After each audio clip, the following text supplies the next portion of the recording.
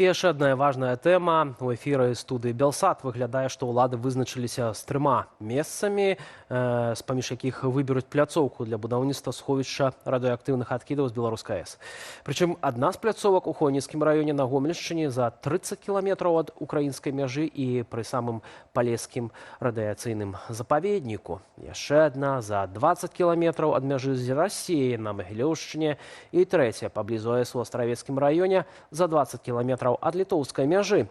На гэтым тыдні дзяржаўная арганізацыя «Белрау», адказная за адкіды атамнай станцыі, паведаміла пра нейкае сацыялагічнае даследаванне. Згодна з ім, менавіта жыхары Астравеччыны найбольш лаяльныя да будоўлі побач з імі яшчэ аднаго небяспечнага аб'екта. Падтрымка там быццам перавышае 70%. На Магілёўшчыне за сховішча выступаюць 60% мясцовых, а вось у Хойніцкім раёне падтрымліваюць будаўніцтва менш за палову. Вызначыцца з месцам будаўніцтва улады плануюць цягам гэтага года.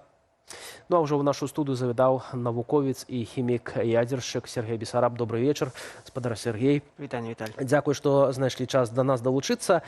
І пытанне, якое на гэтым тыдні абмяркоўвалі і, канешне ж, ставіцца пад сумнеў такія даследаванні ў Беларусі. Ну ці сапраўды хто скажа, ось мы гатовыя на тое, каб у нас размясцілі такое ядравае сховішча. Што вы думаеце?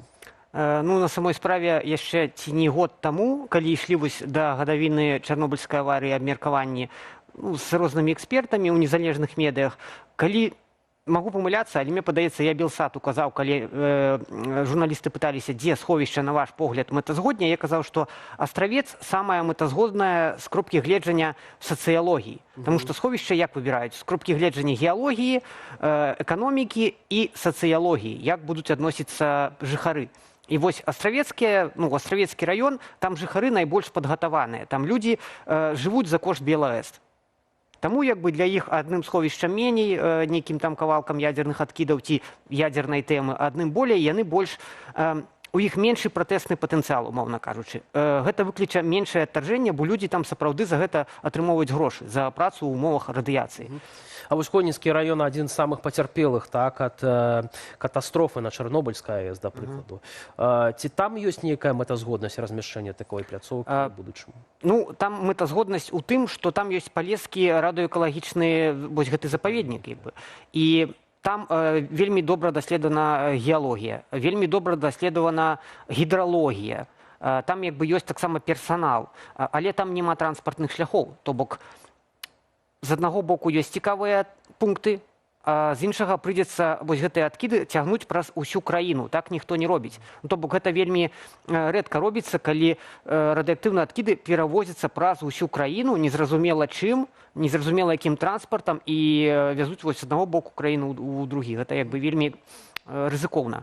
Спадар Сергей, таксама ёсць версія пра тое, што ў прынцыпе гэта Расія мусіла б забраць гэтыя адкіды, бо яна будавала гэтую станцыю, яна праектавала і яна давала грошы. Чаму мы мусім увогуле гэтыя ядравыя адкіды ў сябе захоўваць? Вось тут я скажу вам так, што найлепшая ілюстрацыя правала ўсей ядернай кампаніі уладаў беларускіх, што яны да гэтага часу не растлумачылі людзям, народу, розніцу паміж адпрацаваным ядзерным палівам і радыеактыўнымі адкідамі. То бок, каб вы разумелі, адпрацаванае ядзернае паліва – гэта гэтыя твэлы, якія ёсць на БелАЭС, это фактычна руда. Гэта рэдказямельная руда, якую Расія, канешне, будзе забіраць. Забіраць адтуль усе рэдказемы, так, фактычна плутоній. Фактычна яна забярэ адпрацаванае ядзернае паліва ў Беларусі, зробіць новае паліва, можа, у тым ліку і для беларускай АЭС, а Беларусі верне гэта смецце, стронцый, цэзій, можа ў шкле, можа ў якіхсьці там ёмкасцях, каб гэта захоўвалася назаўсёды ў Беларусі. Разумееце? То бок, Расія ніколі не падпісвалася на тое, што яна будзе забіраць нешта дрэннае. Яна падпісвалася на тое, што яна будзе забіраць гэтыя каштоўныя элементы. А па канвенцыі аб захоўванні ядзерных адкідаў ні адна краіна свету не мае права забіраць чужыя радыеактыўныя адкіды. То бок, гэта аксіома. Радыеактыўныя сярэдняй актыўнасці, нізкай актыўнасці адкіды беларускія будуць заўсёды з Беларусю. То тут все по законе, Так, абсолютно. все нормально з гэтым. Тым не менш, я думаю, што у жыхароў вось гэтых 3 раёнаў, якія мы пералічылі, могуць быць апасенні, бо Беларусь упершыню пастроіла, пабудавала такую атамную станцыю, няма вопыту захоўвання такіх адкідаў. Як гэта можа выглядаць, наколькі гэта могуць зрабіць бяспечна? Ну, з улікам, скажем, у нармалёвай краіне я вот, напрыклад, мог нават себе прапанаваць як медыятара, амбасадара для таго, каб тлумачыць жыхарам, чаму патрэбна ўсё-таки выбраць некае сховішча, нейкае месца. Бо мы нікуды не дзенем гэтыя адкіды. Патрэбна максімальна бяспечна іх захаваць. Вось як зараз выйшаў серыял на Нетфліксе пра бразільскую гаянію, дзе таксама пытанне адкідаў радыеактыўных уздымалася, і там навукоўцы выступалі медыятарамі з людзьмі. Яны ім тлумачылі, чаму вось гэта месца лепшае, з кропкі гледжання гідралогіі, геалогіі. Максімальна празрыста ўсё і адкрыта. Але ў Беларусі гэта ўсё максімальна зачынена. То бок нейкія такія імітацыённыя абмеркаванні, і гэта, канешне, выклікае, ну, мне жах гэта выклікае. А чаму, каб не пужаць людзей, ведаючы рэакцыю там, Ну, вы ведаеце, на мінулую гадавіну Чарнобыльскай аварыі была некая прэс-канферэнцыя беларускіх уладаў, і яны сказалі, што галоўная іх мэта ў радыяцыйным сэнсе гэта змаганне з радыяфобіяй, з агалтелай радыяфобіяй жыцелей. Разумееце? То бок і яны змагаюцца не асветніцтвам нейкім радыяцыйным, яны змагаюцца забаронамі і максімальнай таямнічасцю. То бок гэта катастрофа, гэта прывядзе да катастрофы. Калі мы кажам пра вось такія сховішчы, як доўга яны будуюцца? Бо, ну, напэўна ж, ужо ў хуткім часе з'явіцца першае вось гэтае адпрацоўванае паліва, так? Гэта пытанне гадоў, дзесяткаў гадоў. Гэта марафон. Гэта марафон, в прынцыпе, які цягнецца на ўвесь час эксплуатацыі АЭС. Это 50-60 гадоў. Трэба разумець, і гэты марафон, ён каштуе мільёны, калі не мільярды даляраў. Патрэбна разумець, што, канешне, ніхто іх не будзе даставаць з кармана краіны аднаразова, таму што ўжо зараз у кожны кілават-гадзіну энергіі, выпрацаваная на БелАЭС, закладзена невялічкая такая частка, якая павінна ісці ў нацыянальны фонд. Нацыянальны фонд акумулюе вось гэтыя грошы, якія адашлюць потым на будаўніцтва сховішча, на вывад АЭС з эксплуатацыі праз 60 год. Але улічваючы ўсю вось гэту тое, што робіцца ў Беларусі, у мяне ёсць такая жахлівая думка дзесьці ў галаве, што калі прыйдзецца ў гэты фонд заглянуць, там будзе дзірка.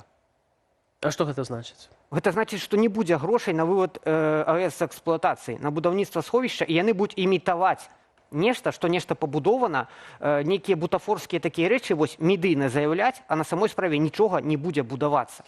Але ж на самой справе, думаю, улады будуць усведамляць вось рызыку і небяспеку, калі будуць такія пустыя заявы. Ведаеце, гледзячы на выказванні афіцыйных ядзерных, скажам так, спецыялістаў беларускіх, на тое, што яны заяўляюць, паглядзіце, напрыклад, тэлеграм-канал БелАЭС, як там інфармацыя прадстаўляецца.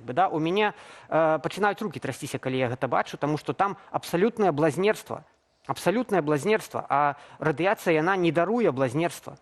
Гэта будзе катастрофа, і ў мяне ніякіх ілюзій на гэты конт няма. То бок няма абмеркаванняў, няма спецыялістаў, няма ні дакументаў нават мы не бачым якіхсьці. Ўсё максімальна закрыта. Гэта нейкая катастрофа. Калі казаць вось пра прыроду і пра глебу перадусім, так? Дапусцім, што, канешне, напрыклад, улады пастановяць захоўваць гэта на астравешчыне, так? Наколькі там будзе, в прынцыпе, бяспечна займацца сельскай гаспадаркай у ваколіцах гэтых сховішчаў? Увогуле, як гэта будзе ўплываць на жыццё мясцовых жыхароў? Ну, калі мы бяром нейкае умоўна сховішча ў развітай краіне пабудованае, то гэта даволі бяспечна. Конечно, тут сховішча ёсць розныя, як я казаў, яны адрозніваюцца сваім коштам. Кошт ідзе там ад мільёнаў да мільярдаў. Таму што, напрыклад, ёсць сховішча Онкало, гэта інжынерны цуд у Фінляндыі, якое пабудаванае ў свідравінах у гранітнай скале. Гэта проста інжынерны цуд. Такое ж сховішча будуе зараз Швецыя. Такое, як у Фінляндыі.